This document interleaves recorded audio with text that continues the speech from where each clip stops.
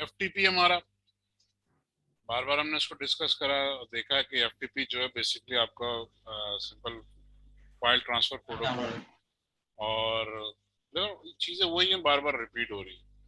The client established the first connection to the server for control traffic using TCP port number 21. अब इस port 21 के ऊपर जो है क्लाइंट कनेक्शन एस्टेब्लिश कर रहा है सर्वर के साथ, जिसके ऊपर आपकी कनेक्टिविटी को बैंडविड्थ वगैरह को कंट्रोल करेगा। सेकंड स्टेप में क्या कर रहा है, the client establish the second connection to the server for the actual data transfer using TCP port 21 के ऊपर सेशन को कंट्रोल कर रहा है, 20 के ऊपर डेटा वो रिसीव कर रहा है। ठीक है ना। तो ये क्लाइंट जो है पुल एंड पुश दोनों काम कर सकता है।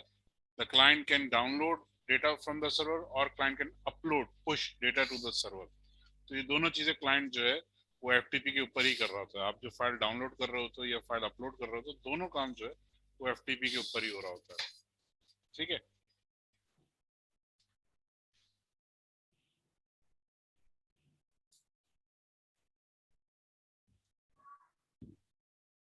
इसी तरह आपका जो सिंपल मैसेज का जो सर्वर होता है हमारा प्रिंटिंग सर्विसेज वगैरह के लिए, उसे हम कहते हैं SMB, the server message block. इसमें बेसिकली आपकी जो है ना प्रिंटिंग वगैरह कंट्रोल होती है और आप प्रिंटिंग कर सकते हो। तो बहुत सिंपल सा मेथड है, start authenticate terminate session. Client को अगर प्रिंट सर्वर पे फाइल प्रिंट करानी है तो वो क्या करता है कि जी एसएमबी की रिक्वेस्ट भेजता है और प्रिंट सर्वर जो है फिर वो प्रिंटर पर रिक्वेस्ट भेज देता है प्रिंटिंग के लिए। तो बहुत सिंपल सा मेथड है, सिंपल मैकेनिज्म है इसका। ये हमारा जो है आज का प्रेजेंटेशन।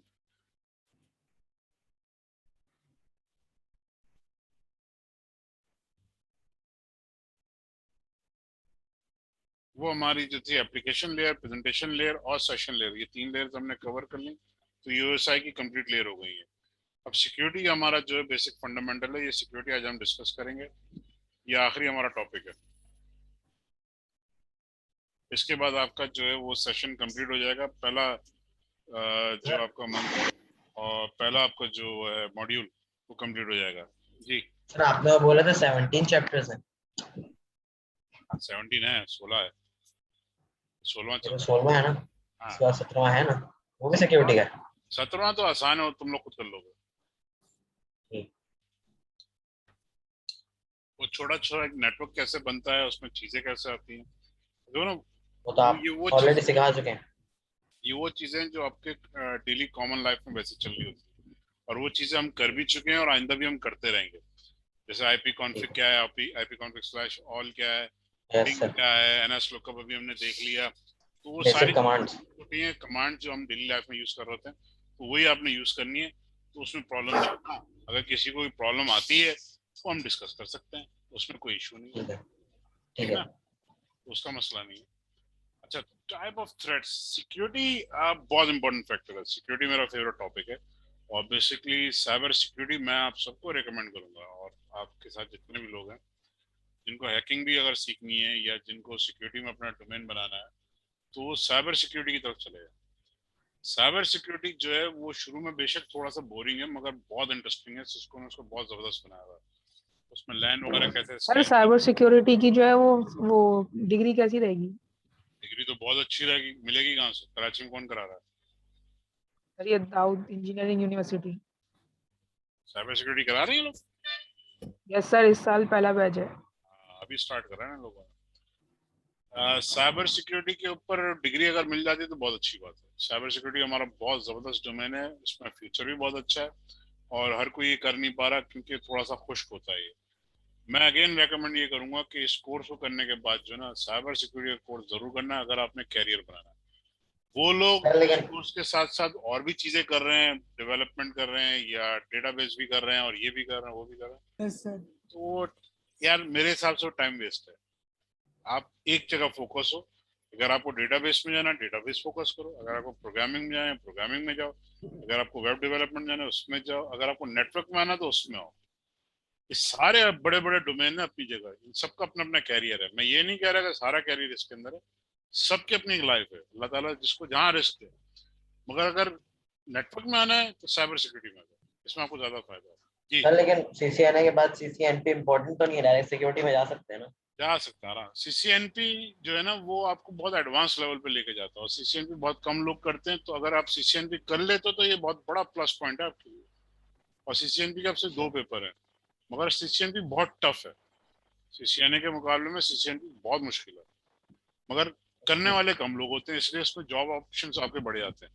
मैं फिर वही बोलूंगा, सीसीएनपी करने से बेहतर है आप सीसीएनए साइबर सिक्योरिटी कर लो, उसमें आपको ज्यादा प्रोस्पेक्ट मिल जाएंगे, उसमें ज्यादा अच्छा काम मिल जाएगा।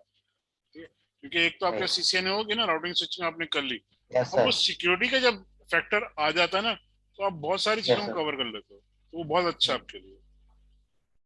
ठीक। ठीक है, थ्रेड्स हमारे पास बहुत सारी किस्म के थ्रेड्स हैं, और मेनली 4 किस्म के थ्रेड्स हैं, अब हम डिस्कस करेंगे और उसमें देखेंगे क्या क्या है।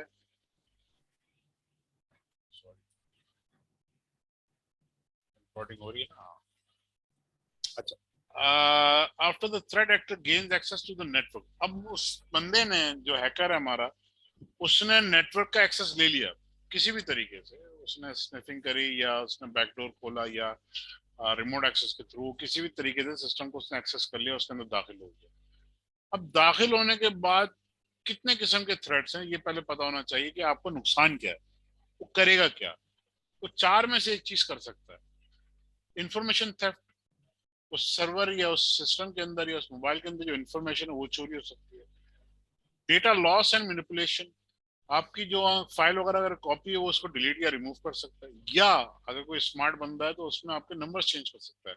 जैसे कोई फाइनेंशियल इंस्टीट्यूट है और वो किसी कंपनी का उसने पूरे साल का उसने ऑडिट करा हुआ है, टैक्सेशन वगैरह की सारी चीजें निकाली हुई है, उस टेक्स्ट फाइल में जाके उसने 2 सिफर अगर बढ़ा दिए ना, तो सामने वाली पार्टी का तो फिर कबाड़ा हो जाएगा। उसने फाइल डिलीट नहीं करी, उसने सिर्फ अंदर जाके एक्सेल के अंदर या डेटाबेस के अंदर जाके उसके नंबर्स चेंज कर दिए, तो पूरा हिसाब किताब खराब हो जाएगा। जब वो एफबीआर में जमा कराएंगे तो कुछ का कुछ हो जाएगा। ये भी तरीका है, मैनिपुलेशन जिसे हम कहते हैं। आइडेंटिटी थेफ्ट, लोगों की शनाख्त चोरी हो जाना, ये आजकल बड़ा कॉमन है। बहुत सारे लोग, हो सकता है आपके रिश्तेदारों वगैरह में हो, जिनके जो है वो फेसबुक के आईडीज वगैरह हैक हो जाती हैं, वो आइडेंटिटी थेफ्ट है। वो लोग उस बंदे की आईडी को यूज करते हुए फिर उसी के दोस्तों रिश्तेदारों को, जो भी उसके फ्रेंड्स होते हैं, उनको उल्टे सीधे मैसेजेस करना शुरू कर देते हैं और उनको उल्टे सीधे चीजें भेजना स्टार्ट कर देते हैं, लिंक्स वगैरह भेजना शुरू कर देते हैं, जिसकी वजह से उनका एफबी की आईडी भी हैक हो जाती है। ठीक है, तो ये बहुत कॉमन है। डिसरप्शन ऑफ सर्विस, ये बेस्ट काम है आखिर में। अगर कुछ नहीं कर सकता ना बंदा, हैक नहीं कर पा रहा, सिस्टम का एक्सेस नहीं कर पा रहा, तो इस लायक ही नहीं छोड़ेगा कोई और उसको एक्सेस करे। जैसे हम डॉस अटैक भी कहते हैं, डीडॉस अटैक भी सर करते डॉलर हैं, टैक कि हम उस सिस्टम को इस काबिल ही नहीं छोड़ते, जाम हो जाएगा। जैम हो जाना, या उसके ऊपर हम इतना लोड डाल देते हैं काम ही ना करे। ठीक है, डिनायल ऑफ सर्विस अटैक। कौन सा? Denial of service. Denial of service ना, DoS attack. Denial of service भी होता है, दूसरा ही कि हार्डवेयर डिवाइसेस भी डिसेबल कर दी जाती हैं, जैसे वो ईरान के जौहरी रिएक्टर के ऊपर इन्होंने अटैक किया था इसराइल ने, जो शायद आपको याद हो, नेट के ऊपर भी इसकी डिटेल पड़ी हुई है। वो अटैक सीआईए ने करा था। फिशिंग फार्मिंग होता वो है सर। सीआईए ने करा था, उस वायरस का नाम मुझे याद नहीं आ रहा है इस वक्त। सर जीरो डे करके नाम से नहीं था नहीं उसका। नहीं, जीरो डे अटैक नहीं था वो। उसका बड़ा अच्छा नाम है, स्पंटिक्स, स्पुंटिक्स, मेरे मुंह पे नहीं आ रहा यार। एक रशियन सैटेलाइट के ऊपर उसका नाम था उस वायरस का। वो बड़ी इंटरेस्टिंग स्टोरी है। बहुत जबरदस्त। सीआईए ने वो जो है ना वो वायरस क्रिएट करा था, और वो किसी भी तरीके से यूएसबी के थ्रू, ईरान वालों ने जो है ना अपने प्लांट के अंदर वो यूएसबी किसी आदमी को मिली, उसके अंदर जाके उसको चेक करा, यूएसबी प्लांट के अंदर ले जाके ना उसमें उसको लगाई सिस्टम के अंदर, तो वो खाली पड़ी हुई थी, मगर उसमें वायरस था, वो वायरस पूरे प्लांट में फैल गया। अच्छा, उसकी जो पूरी स्टोरी वो ये बताते हैं कि जी वो वायरस उस न्यूक्लियर प्लांट में इतना फैला, वो प्लांट तो बंद हुआ, मगर वो वायरस घूमता फिरता यूएसए पावर प्लांट तक पहुंच गया, न्यूक्लियर प्लांट तक। जी, और ये बेसिकली जो इसमें फ्रॉड जो निकला था, वो रियल टेक का जो चिपसेट के जो नेटवर्क कार्ड थे उससे पकड़ा था उसने, जो नहीं ऐसा उसमें। नहीं है, ऐसा नहीं है, उसकी अच्छा स्टोरी आप देखिएगा। उसमें फिर खैर बहरहाल, तो उसमें सर। हुआ क्या था कि वो जब वायरस उन्होंने क्रिएट करा था, तो उसको रोकना भूल गए थे कि इसको रोका कैसे जाए। सीआईए ने वायरस बनवा लिया था या खुद बना लिया था, उसको रोकना भूल गए थे, तो वो वायरस खुद उनके लिए थ्रेट बन गया था बाद में आगे जाके। बड़ी इंटरेस्टिंग स्टोरी है वो। अच्छा, type of vulnerabilities. Vulnerability vulnerability कहते हैं कि जी आपके नेटवर्क में, डिवाइस में, या आपके ऑपरेटिंग सिस्टम में, router, firewall, switches, servers, mobile device के अंदर कोई कमी रह जाती है, कोई वीकनेस रह जाती है। क्योंकि सारी प्रोग्रामिंग है ना, सब कोडिंग हो रही होती है और इंसान कोडिंग कर रहा होता है, तो कहीं ना कहीं जो ना गलतियां होती हैं। ये फितरत की बात है ना कि इंसान जो भी काम करेगा उसमें डेफिनेटली 100% तो हो नहीं सकता। उसे अल्लाह ताला की ज़ात है जो 100% काम करती है। तो इंसान जो भी चीज बनाता है ना उसमें कोई ना कोई खामी, गलती रह जाती है, उसे कहते हैं वनरेबिलिटी, वीकनेस, जिसके जरिए आपके सिस्टम को एक्सप्लॉइट किया जाता है। अभी हमारे अहमद भाई जो बार बार जिक्र करते हैं, काली लिनक्स के अंदर हमारे पास कुछ टूल है। फेवरेट टूल कौन सा है तुम्हारा? सर मैंने मेटास्प्लॉइट यूज करा है खाली। मेटास्प्लॉइट। मेटास्प्लॉइट करता ही यही है कि आपकी जो वनरेबिलिटी होती है सिस्टम के अंदर, जो वीकनेस होती है, वो उसको जाकर एक्सप्लॉइट करता है। उसके थ्रू वो नेटवर्क के अंदर, सॉरी नेटवर्क के अंदर, सिस्टम के अंदर आप दाखिल हो सकते हो। मेटास्प्लॉइट एक टूल है और उसको यूज करना बहुत आसान है। उसके जरिए जो ना बहुत सारी जगहों पे मैंने वैसी एक्सेस ले लेता हूँ, तो उनके सिस्टम को अंदर घुस के जो चेंजिंग करना चाहूँ, जो चीज देखना चाहूँ, बड़े आराम से कर सकता हूँ। लोगों के कैमरे जो उनके लैपटॉप पे लगे हैं, या जैसे मेरा वीडियो कॉन्फ्रेंसिंग का ऐसा कैमरा लगा हुआ वेब कैम हैक हो जाता है, है, सब वेब सेकंड कैम में हो दिखती है। जाता है, माइक वगैरह हैक हो जाता है, सब कुछ हैक हो जाता है, वो मसला नहीं है। तो ये मेटास्प्लॉइट के थ्रू आप कर सकते हो, बहुत आसान है। ठीक है ना। तो वो बेसिकली वनरेबिलिटी को, वो कोई नई चीज नहीं क्रिएट कर रहा। ये मिसकॉन्सेप्ट है कि सिस्टम के अंदर वो जैसे ड्रिल मशीन गई ना, आपने ड्रिल मशीन से दीवार में सुराख कर दिया, ऐसा नहीं है। उस दीवार में ऑलरेडी सुराख मौजूद है, वनरेबिलिटी सुराख वो मौजूद है। उस सुराख आपने आइडेंटिफाई करना, वो है कहाँ, उससे वनरेबिलिटी कहते हैं। ठीक है ना। दीवार खड़ी की, दीवार बनाई गई, मगर उस दीवार में मुख्तलिफ सुराख रह गए। उन सुराख को ढूंढना जो है, उसे हम कहते हैं, वो बड़ी अच्छी टर्म है आजकल, पेनिट्रेशन टेस्टर। ना पेन टेस्ट नहीं, इसके ऊपर पैसे मिलते हैं, बाउंटी हंट, बाउंटी। कि अगर आपने वो सुराख आइडेंटिफाई कर दिया जिसके जरिए हैक किया जा सकता है, तो आपको डॉलर्स में उसका इनाम दिया जाता है। गूगल वाले बहुत अच्छा देते हैं, माइक्रोसॉफ्ट बहुत अच्छा देता है। तो इससे पहले कि वो चीज हैक हो, आप जाके उनको खबर कर देते हो कि जी ये तुम्हारी एप्लीकेशन में ये वीकनेस है, उसे बाउंटी कहते हैं। उसके आपको बहुत अच्छे डॉलर्स में कैश मिलता है। बहुत मुश्किल काम है मगर लोग कर रहे हैं और बहुत अच्छा काम है। ठीक है। बहरहाल, तो वनरेबिलिटीज जो है ना वो तीन किस्म की होती हैं। Technology vulnerability might include TCP IP protocol weakness, operating system weakness, network equipment weakness, ये टेक्नोलॉजी की वीकनेस है। दूसरी, ये जो प्रोग्रामिंग वीकनेस है, इसको हम कुछ नहीं कर सकते। इसके पैचेस वगैरह फिर कंपनी में भेजती है, जैसे माइक्रोसॉफ्ट पैचेस भेजता रहता है, तो वो हमें अपडेट करना पड़ता है। इसलिए हम करते हैं कि आपके सिस्टम को पैचेस अपडेट होना चाहिए, और आपके पास एंटीवायरस जो है वो हम हर वक्त और हमेशा अपडेट होना चाहिए। फ्री हमारे पास एंटीवायरस ऐसे मिल जाते हैं जिनको आप आराम से अपडेट कर सकते हो। ठीक है। कॉन्फ़िगरेशन वनरेबिलिटी, अब आपने जो है वो सिस्टम को कॉन्फ़िगर करना स्टार्ट करा। आपकी विंडो है, विंडो के अंदर डिफॉल्ट एडमिन आईडी जो है एडमिनिस्ट्रेटर है, पासवर्ड जो है ब्लैंक होता है। नॉर्मली लोग इसको 1 2 3 4 5 6 7 8 कर देते हैं, तो ये वीकनेस है।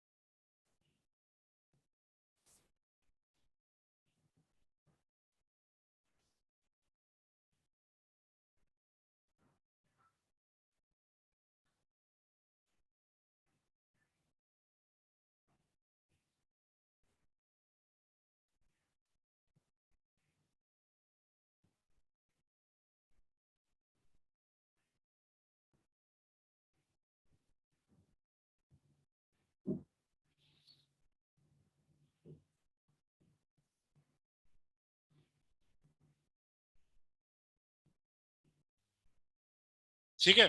कॉन्फ़िगरेशन की वनरेबिलिटी जो ना हम खुद करते हैं। अब जैसे आप लोगों ने अभी स्विचेस और राउटर्स पे एक्सेस करा, तो उसमें हमने एक चीज सीखी कि जी आपके पास डिफरेंट लेवल के ऊपर पासवर्ड दिया जा सकता है। तो पासवर्ड देना जो है वो बेसिकली आप सिस्टम को स्ट्रॉन्ग कर रहे हो। ठीक है ना। इसी तरह आपके पास एक्सेस लिस्ट वगैरह भी अब आगे आए चलकर देखेंगे, वो भी है हमारे पास। तो ये कॉन्फ़िगरेशन की वनरेबिलिटीज होती है कि आप चीजों को, सर्वर्स को, और को, सिस्टम को, डिवाइसेस को कॉन्फ़िगर सही नहीं कर पा रहे। और सबसे बड़ी हमारी जो खामी है वो पासवर्ड की है कि हम लोग स्ट्रांग पासवर्ड यूज नहीं करते। तीसरी हमारे पास आती है सिक्योरिटी पॉलिसीज। हमारे पास एक रिटर्न पॉलिसी होती है हर चीज की, जिसे हम एसओपीज भी कहते हैं, स्टैंडर्ड ऑपरेटिंग प्रोसीजर, कि अगर मेरे पास कोई बंदा चलकर आ रहा है तो वो किस तरह आएगा। पहले वो रिसेप्शन पे जाएगा, वहां पे एंट्री करेंगे, उसको फिर किस डिपार्टमेंट में जाना है, डिपार्टमेंट वाला आके उसको लेके जाएगा। एक पूरी सिक्योरिटी पॉलिसी लिखी जाती है कंपनी की। ये सारा आप साइबर सिक्योरिटी के अंदर सीखते हो। तो पूरी कंपनी की पॉलिसी होती है कि जी किसको कहाँ का एक्सेस है, ये एचआर वाले हैं इनको यहाँ तक का एक्सेस है, ये फाइनेंस डिपार्टमेंट इसको यहाँ तक का एक्सेस है, आईटी वालों को कैसे कंट्रोल करना है। ये रिटर्न पॉलिसी होती है, बहुत जरूरी होती है। और पाकिस्तान का कल्चर जो है वो ये पॉलिसी मानता ही नहीं है ही नहीं। सिर्फ मुंह जबानी कलाम होता है, चलते फिरते किसी कहते हैं हाँ भाई यूं कर लेंगे ये कर लेंगे। इस तरह नहीं होना चाहिए, रिटर्न पॉलिसी होना चाहिए। तो ये 3 वनरेबिलिटीज हमारे पास हैं।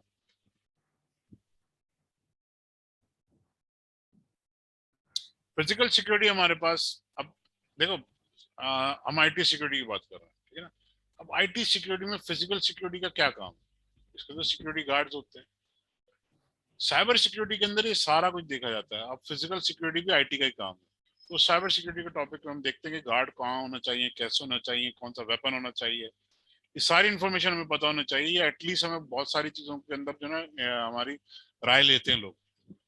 अच्छा, फिजिकल सिक्योरिटी में हार्डवेयर थ्रेट्स है कि फिजिकली कोई हमारे सर्वर को डैमेज कर सकता है, राउटर स्विचेस को हमारा डैमेज कर सकता है, केबल काट सकता है, केबल निकाल सकता है। ये सारे फिजिकल थ्रेट्स हैं। इन्वायरमेंटल थ्रेट्स हमारे क्या है कि जी आपका टेम्परेचर जो है वो ज्यादा गर्म हो सकता है, ज्यादा ठंडा हो सकता है। ज्यादा गर्म होने पे भी सिस्टम खराब होता है, ज्यादा ठंडा होने पे भी सिस्टम खराब होता है, ये याद रखिएगा। बहुत ज्यादा खुश्क अगर माहौल होता है तो भी सर्वर्स में आग लग जाती है, और बहुत ज्यादा नमी होती है तो जंग की वजह से सिस्टम खराब हो जाते हैं। तो आपका इन्वायरमेंट कंट्रोल करना पड़ता है। इसको ह्यूमिडिटी कंट्रोलर वगैरह भी यूज करते हैं, एसी वगैरह भी यूज करते हैं, सबको मिलाकर हम यूज करते हैं। इलेक्ट्रिकल थ्रेड्स हमारे पास, वोल्टेज के स्पाइक्स बहुत होते हैं हमारे पास। पाकिस्तान में वैसे ही बिजली का बड़ा मसला, लाइटें आती जाती रहती हैं, तो उसके लिए डिफरेंट डिवाइसेस हम लगाते हैं, यूपीएस लगाते हैं, लाइन कंडीशनर लगाते हैं, फ्यूज बॉक्स लगाते हैं, चीजों को कंट्रोल करने के लिए और सेव करने के लिए। ठीक है। मेंटेनेंस थ्रेड हमारे पास, कोई चीज खराब हो गई इसको हमने सीरियस नहीं लिया। नॉर्मली हमारे जैसे इलेक्ट्रिशियन भाई वगैरह आते हैं, उनको अगर कोई जॉइंट मारना तो उन्होंने दोनों तार छीले, आपस में लगाया, टेप कर दिया। ठीक है, ठीक है, ये एक तरीका है। मगर अगर आप स्टैंडर्ड्स में बात करते हैं तो दोनों के क्लिप होना चाहिए, वो लगाना चाहिए। हम लोग नेटवर्क का केबल सिंगल केबल बिछाते हैं, उसको ब्रेकअप नहीं होना चाहिए, बीच में हमने तारों को छीला, जॉइंट मार दिया, ये प्रैक्टिस बैड प्रैक्टिस है। तो ये मेंटेनेंस के थ्रेड्स हमारे पास होते हैं, इन सबको इन सिक्योरिटी में हमने देखना होता है, ये हमारी जिम्मेदारी है। A good plan for security, physical security must be created and implemented to address these issues. Plan होना चाहिए, जो लास्ट टॉपिक होना ना, सिक्योरिटी पॉलिसी रिटर्न होनी चाहिए। तो सिक्योरिटी पॉलिसी रिटर्न होगी तो आप ये सारी चीजें सही कर सकते हो। जबानी कलामी ये काम नहीं चल सकता। ठीक है। मैलवेयर, मैलवेयर बैड कोड जिसकी वजह से आपको नुकसान पहुंचे, आपको भी नुकसान पहुंचे, उसे हम मैलवेयर कहते हैं। Malware is short for malicious software. It is a code or software especially designed to damage, disturb, steal, or inflict bad or illegitimate action on data, host, or network. आसान अल्फाज में कोई भी ऐसी चीज, कोई भी ऐसा प्रोग्राम जिसकी वजह से चीज डैमेज हो रही हो, खराब हो रही हो, या हमारा डेटा चोरी हो, मैलवेयर कहलाता है। टॉप 3 जो हमारे पास मैलवेयर है उसमें वायरस है, वर्म है, ट्रोजन हॉर्स है। वायरस हम सबको पता है, सबसे कॉमन है जी। है सर माइक खुला है किसी, हेलो, सर किसी का माइक खुला हो। Okay okay. वायरस बहुत कॉमन है हमारे पास, और ये एक कंप्यूटर से दूसरे कंप्यूटर में बहुत आराम से फैल जाता है, आपके पूरे नेट में बहुत आराम से फैल जाता है। वायरस का डायरेक्ट फंक्शन जो है डिस्ट्रक्शन है, वो डिस्ट्रक्शन ही करेगा। वर्म हमारे पास जो होता है, computer worms are similar to virus. Worm जो है वो बहुत स्मार्ट और इंटेलिजेंट होता है वायरस की तरह फंक्शन कर रहा है, मगर उसमें और भी सारी चीज होती है। वर्म पहले क्या करेगा, तमाम नेटवर्क्स में, तमाम सिस्टम पे चुपचाप जाके फैल जाएगा, और वहां से डेटा भी चोरी कर रहा होगा, फाइलें भी इन्फेक्ट कर रहा होगा, और बहुत सारे दूसरे भी काम कर रहा होता है। ठीक है। तो वर्म जो है वायरस के मुकाबले में काफी खतरनाक होता है। Trojan horse, Trojan horse Greek methodology की एक हिस्ट्री है कि एक लकड़ी का घोड़ा होता है, उसमें सिपाही उसके अंदर उसके पेट में बिठा देते हैं, और फिर वो घोड़ा तोहफे के तौर पे जो है वो ग्रीक्स को दिया जाता है, वो घोड़ा अंदर जब लेकर आते हैं तो रात में सिपाही घोड़े के पेट में से निकल के आते हैं, पूरे किले में छा जाते हैं। तो बेसिकली वो क्या होता है कि आपका जो थ्रेट है, आपका जो वायरस है, आपने उसको किसी चीज के अंदर इम्बेंड कर दिया, किसी चीज के अंदर छुपा दिया। जैसे हमारे पास एक फाइल है, तस्वीर है, पिक्चर की फाइल है, सर पिक्चर्स उसके वगैरह। अंदर मैंने जो है वो कोड इंसर्ट कर दिया। ये आप साइबर सिक्योरिटी के अंदर सीखते हो। उसके अंदर जो है ना हम चीजों को फिर कंट्रोल करते हैं। उस कोड को हमने उसके अंदर कंट्रोल करके डाल दिया। अब जो भी आदमी उस तस्वीर को खोलेगा तो बैक एंड पे वो वायरस या वर्म अपने आप एक्टिव हो जाएगा। तो वो जो टर्म हमने यूज करी, कोई तस्वीर के अंदर जो वायरस या मेलिशियस कोड जो जा रहा है या मेलवेयर जो जा रहा है, वो ट्रोजन हॉर्स की टर्म कहलाई जाती है। अटैक हो गया हमारे पास, एक्सेस अटैक्स। ये हमारे पास नॉर्मल जो अटैक्स होते हैं, हमारे पास वेब सर्वर के अटैक, पासवर्ड अटैक जो हमारे पास होते हैं, इसके डिफरेंट तरीके कार है। Password attack implemented using brute force. Brute force हमारे पास सबसे मशहूर टर्म ऑफ अटैक है। ब्रूट फोर्स बेसिकली इसका दूसरा नाम है डिक्शनरी अटैक, कि हमारे पास number of passwords already save होते हैं और वो एक एक करके जो है वो सामने वाले टारगेट पे अटैक कर रहा होता है। वाईफाई जो हैक किया जाता है ब्रूट फोर्स के जरिए ही हैक किया जाता है, सबसे ज्यादा जो कॉमन है। इसके अंदर मैंने शायद पहले आपको बताया हुआ, इसकी जो फेमस तरीन फाइल है वो कौन सी है, जिसके जरिए जो आपने सारे बताया था। वो है rockyou.txt। यस सर, वो उसके अंदर जी मैंने आपके सर, पास डाउनलोड भी करी। वो बेताशा डाउनलोड आपके भी हुई है। पास जो है, हाँ, बेताशा पासवर्ड ऑलरेडी मौजूद होते हैं। वो वन बाय वन करके उसको टेस्ट करता है। ठीक है। पासवर्ड अटैक में ट्रोजन हॉर्स भी है, पैकेट स्निफर्स भी है। पैकेट स्निफर का बेस्ट हमारे पास जो है वो वायरशार्क है। अगर कोई क्लियर टेक्स्ट के अंदर पासवर्ड जा रहा होगा तो वो वायरशार्क आराम से उसको दिखा देगा। ठीक है। Trust exploitation. A threat actor uses unauthorized privileges to gain access to our system.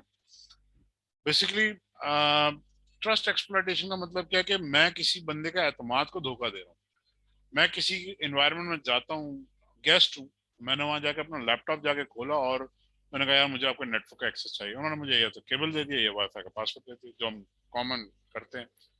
मैंने केबल लगा लिया अपने सिस्टम पर। जब मैंने केबल लगाया मैंने उनका नेटवर्क स्निफ करना स्टार्ट कर दिया, उसको पूरा चेक करना स्टार्ट कर दिया, क्या डेटा आ रहा है, क्या डेटा जा रहा है, कौन सा सर्वर कहाँ है, क्या आईपी एड्रेस है, सारी इन्फॉर्मेशन में गैदर करना स्टार्ट कर दिया। तो बेसिकली मैंने उसके एतमाद को, वो मुझे ट्रस्ट कर रहा है, उसको मैंने धोखा दिया। इसी टर्म को, इसी तरह को दूसरी चीजें लगाते हैं, मुझे अनऑथोराइज प्रिविलेजेस मिल जाए। मैंने एक यूजर को एक सेंट्रल लेवल, छोटे लेवल के ऊपर उसको राइट्स दिए हुए, वो किसी टेक्निक के जरिए उसने अपने पावर राइट्स बढ़ा दिए। वो नॉर्मल यूजर से एडमिन यूजर पे आ गया। उसकी टेक्निक्स होती हैं, उसको पावर एक्सेलरेशन भी कहते हैं। उसने अपनी पावर को बढ़ाकर अब उसने पूरे नेटवर्क के अंदर चीजें दिखना स्टार्ट कर दी या सर्वर को डैमेज करना स्टार्ट कर दिया, क्योंकि उसके बाद राइट्स आ गए। ठीक है ना। तो ये ट्रस्ट एक्सप्लॉइटेशन है। पोर्ट रीडायरेक्शन बहुत कॉमन है। पोर्ट रीडायरेक्शन का मतलब ये होता है कि आपके पास एक सेंटर में हमारे पास जो एक बंदा मौजूद है, वो मैन इन द मिडल का भी काम कर रहा होता है, और वो आपकी पोर्ट्स को एक्सचेंज कर देता है, चेंज कर देता है। कि आपका पैकेट जो है वो पोर्ट 22 पे अगर आ रहा है तो उसको चेंज कर देता है पोर्ट 23 की तरफ। तो ये भी एक तरीके का होता है हैकिंग का, आपको पोर्ट चेंज कर देता है, पता भी चलता है। मैन इन द मिडल का एक्टर जो है ना बड़ा जबरदस्त है। इसके मुख्तलिफ टर्म्स हैं, मुख्तलिफ जगहों पर यूज किया जा सकता है। मैन इन द मिडल का मैं आपको एक सिनेरियो बताता हूँ कि जैसे आप कोई पब्लिक स्पेस है, आप ओटीपी जा रहे हो या आप केएफसी में बैठे हो या कहीं पे बैठे हो जहाँ पे फ्री वाईफाई दिया जाता है, किसी बड़े होटल के अंदर, रेस्टोरेंट के अंदर। आप वहाँ गए, आपने अपना लैपटॉप ऑन करा और अपने लैपटॉप के ऊपर आपने डीएचसीपी सर्वर इनेबल करा, अपना वेब सर्वर इनेबल करा। उस वेब सर्वर पे आपने फेसबुक, एग्जैक्ट फेसबुक की तरह आपने पेज बना के रखा हुआ है। अच्छा, जब आपने अपना डीएचसीपी सर्वर ऑन करा तो जो करीब करीब में लोग अब आएंगे, ज्वाइन करेंगे, जब वो आईपी एड्रेस देना स्टार्ट करेंगे तो आपका जो डीएचसीपी सर्वर है वो आईपी देना स्टार्ट कर रहा है, तो उनका जो हमारे अपने डीएचसीपी सिस्टम में सर्वर वो नहीं होगा। दे रहा। जी डीएचसीपी सर्वर हमारा कहाँ से होगा, मतलब हमारा कहीं और होगा सर्वर? नहीं नहीं, हमारे लैपटॉप के अंदर इंस्टॉल है, अच्छा, वही वहीं से होगा, वहीं हमारा से वेब सारा सर्वर भी वहीं गेम होगा। चल रहा है, सारा काम वहीं से चल रहा है। उसने वहां से आईपी देना स्टार्ट करनी है तो वो लोग जो है वो डायरेक्ट मेरे पास आके कनेक्ट होना स्टार्ट हो जाएंगे, वो ऐसा। इंटरनेट पे नहीं जा रहे। अब मेरे पास जो भी ट्रैफिक आ रहा है वो मेरे लैपटॉप में से पास होकर फिर इंटरनेट पे जा रहा है। जो मेरे लैपटॉप में से पास होगा तो मैं डेफिनेटली उनके सारे पैकेट्स वगैरह भी चेक कर रहा हूँ। जो भी चीज, जो भी इंफॉर्मेशन वो गेट कर रहे हैं या जो भी पासवर्ड वगैरह भेज रहे हैं मुझे मिल रहा है। दूसरा फंक्शन क्या है कि मेरे पास एक वेब सर्वर है, उस पर मैंने फेसबुक की वेबसाइट बनाई हुई है।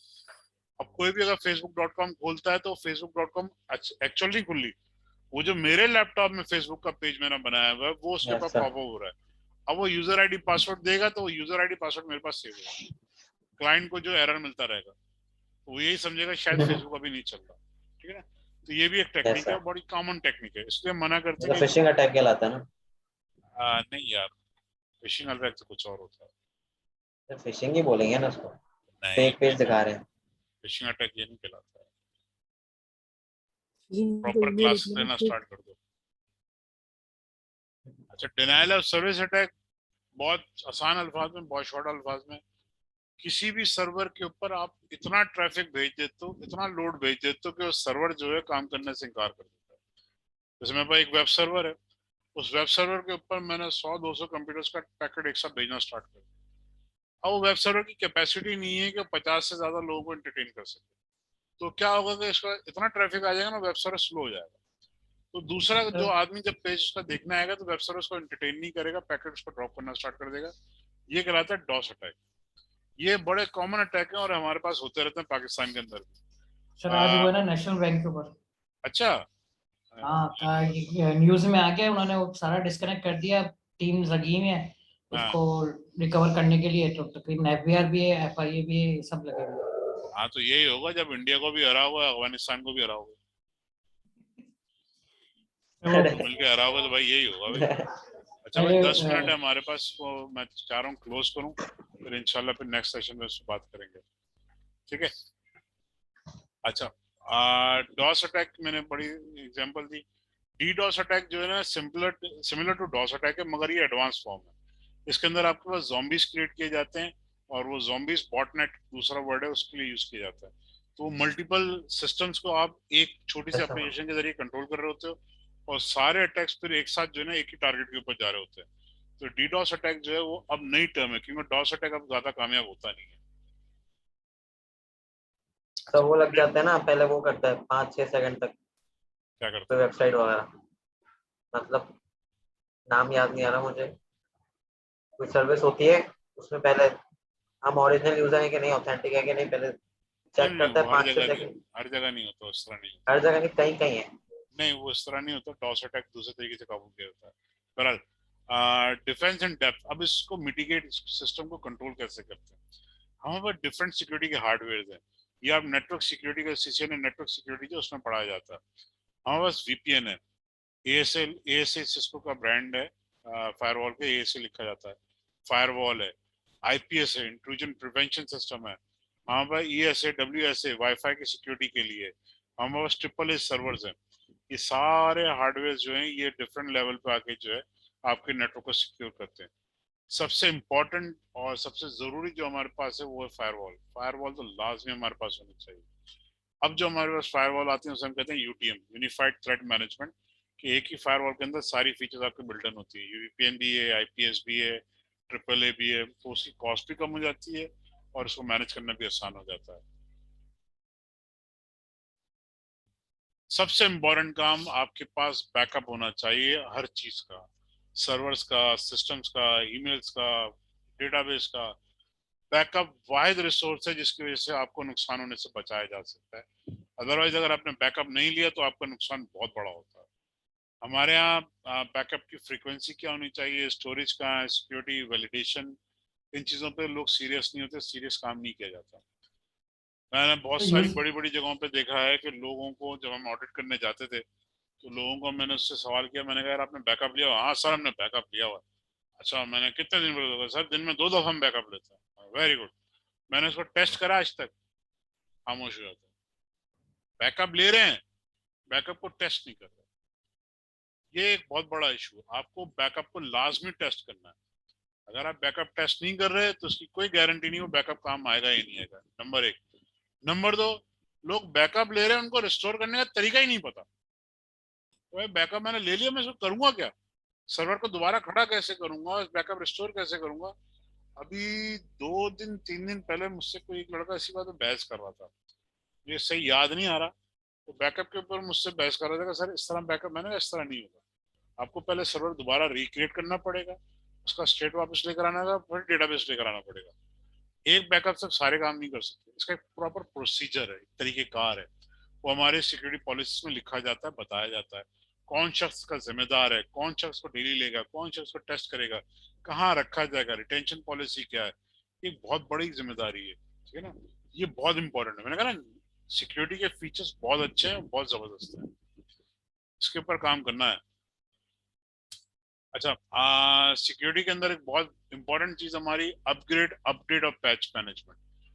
अपग्रेड, हमारे पास जो विंडोज या हमारे जो मोबाइल फोन होते हैं उसका जो ओएस होता है उसका वर्जन अपग्रेड करना होता है, वो अपग्रेड कहलाता है, ठीक है। हम विंडोज 8 से विंडोज 10 की तरफ आए, विंडोज 10 से विंडोज 11 की तरफ जा रहे हैं, तो ये विंडोज अपग्रेड हो रही है, ठीक है। अपडेट का मतलब क्या है, मेरे पास विंडोज 10 ही चल रही है मगर उसमें चीजें पैचेस वगैरह अपडेट हो रहे हैं, वर्जन वही है विंडोज 10 का, मगर पैचेस वगैरह आते जा रहे हैं, उसमें फंक्शन अपग्रेड होते जा रहे हैं, अपडेट होते जा रहे हैं।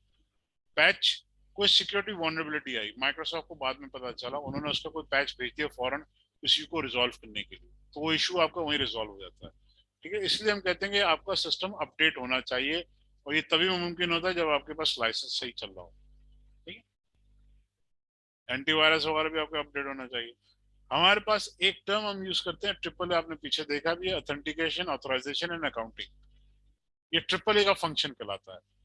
ऑथेंटिकेशन, यहाँ देखो, ऑथेंटिकेशन, हु आर यू, आपको साबित करना है कि आप हो कौन। ऑथेंटिकेशन का बेस्ट मेथड क्या होता है, यूजर आईडी और पासवर्ड। यूजर आईडी पासवर्ड मैं दूंगा तो पता चलेगा हाँ भाई बंदा कौन है, ठीक है। ऑथराइजेशन, अब ऑथेंटिकेशन तो हो गई, अब मुझे ऑथराइजेशन कहाँ है, मैं कहाँ तक जा सकता हूँ, मैं कौन से फाइल सर्वर को एक्सेस कर सकता हूँ, मैं कौन से डेटाबेस को एक्सेस कर सकता हूँ। वो ऑथराइजेशन जो है उसके बाद आती है, इस बंदे को ऑथेंटिकेट तो कर दिया, नेटवर्क में आ गया, अब ये जा कहाँ सकता है, उसे कहते हैं ऑथराइजेशन, ठीक है। तीसरे लेवल पे आ गया अकाउंटिंग।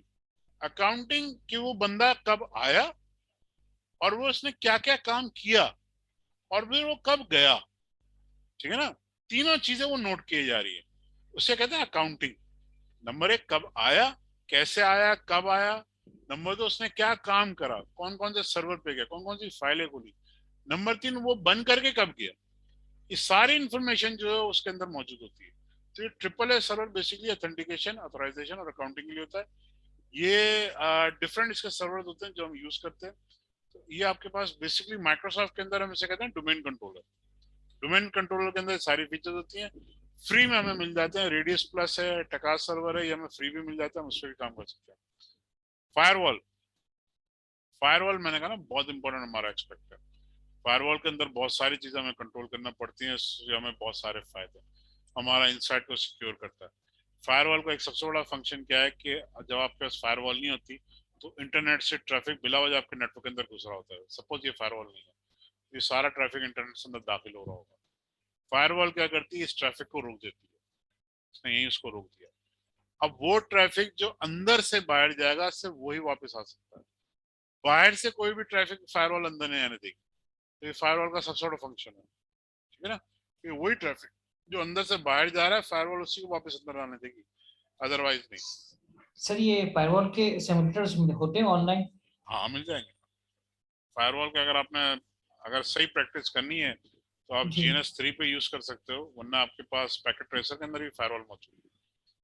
लिमिटेड है ठीक। मगर उसके बहुत अच्छे कंट्रोल हैं, आप उस पर प्रैक्टिस काम कर सकते हो। DMZ को हम कहते हैं demilitarise zone. Demilitarise zone basically क्या होता है कि इन बिटवीन काम कर रहा होता है। अब जैसे मेरे पास ये एक सर्वर है, अब ये मेरा ईमेल सर्वर है, ठीक है। अब ये ईमेल सर्वर को मैं अपने इनसाइड जोन में नहीं रख सकता, वरना मेरे पास बाहर से जो भी ईमेल आएगी वो डायरेक्ट मेरे अंदर आ जाएगी। वो मेरे सर्वर को अगर कॉम्प्रोमाइज कर दे तो मेरा सर्वर पूरे इंटरनेट नेटवर्क को डैमेज कर सकता है। तो मैं क्या करता हूँ कि मैं फायरवॉल के ऊपर एक पोर्ट और अलग से लेता हूँ, एक पोर्शन बना देता हूँ, इसे हम कहते हैं DMZ जोन। मैंने यहाँ पे अपना वेब सर्वर या अपना ईमेल सर्वर यहाँ पे खड़ा कर दिया। अब बाहर से कोई भी रिक्वेस्ट आती है, कोई ईमेल आती है, ये ईमेल आएगी यहाँ सर्वर पे आके बैठ जाएगी, क्योंकि मेल बॉक्स मेरा यहाँ है। क्लाइंट मेरा जो है वो इनसाइड है, ये सिक्योर है। क्लाइंट को ईमेल चाहिए, वो सेंड एंड रिसीव पे क्लिक करेगा, क्लाइंट यहाँ से रिक्वेस्ट भेजेगा अपने मेल सर्वर पे, और जो उसको फाइल चाहिए होगी वो अंदर लेकर वापस आ जाएगा। तो अगर मेरा ये सर्वर कंप्रोमाइज भी हो जाएगा ना तो सिर्फ यहीं तक महदूद होगा, ये मेरे इनसाइड नेटवर्क पे नहीं आएगा, ठीक है ना। दूसरे केस में मेरा ये वेब सर्वर है, यहाँ से कोई भी रिक्वेस्ट चलकर आएगी वो मेरे वेब सर्वर तक महदूद रहेगी। डेटाबेस सर्वर मेरा यहाँ पे अंदर है, वेब सर्वर को कोई भी इंफॉर्मेशन चाहिए होगी यहाँ से रिक्वेस्ट जाएगी डेटाबेस सर्वर, फिर यहाँ से वापस आ जाएगी। ठीक है, डेटाबेस सर्वर मेरा यहाँ नहीं होगा। तो ये डीएमजी जोन बनाया इसलिए जाता है कि आपके पास एक ऐसा सर्वर है जो इंटरनल और एक्सटर्नल दोनों एंड पे काम कर रहा होता है। Types of firewall, packet filtering firewall है, एप्लीकेशन फिल्टरिंग फायरवॉल है, यूआरएल फिल्टरिंग फायरवॉल है।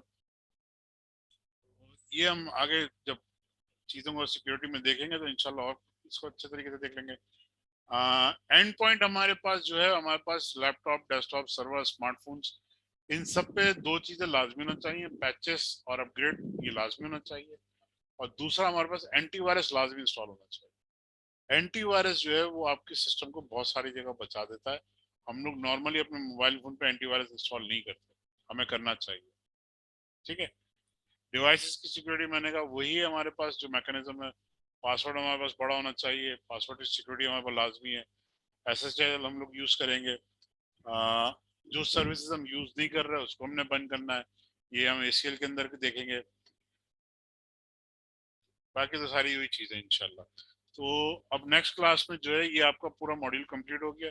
नेक्स्ट क्लास में हम प्रॉपर एक लैब बनाएंगे, सारी चीजों को एक ही लैब में प्रैक्टिस करेंगे, और फिर उसके बाद जो हमारी नेक्स्ट के बाद क्लास होगी तो नया मॉड्यूल स्टार्ट कर देंगे। मैं कोशिश करता हूँ कि इन बिटवीन हमारी जो है ना वो क्लास स्टार्ट हो जाए।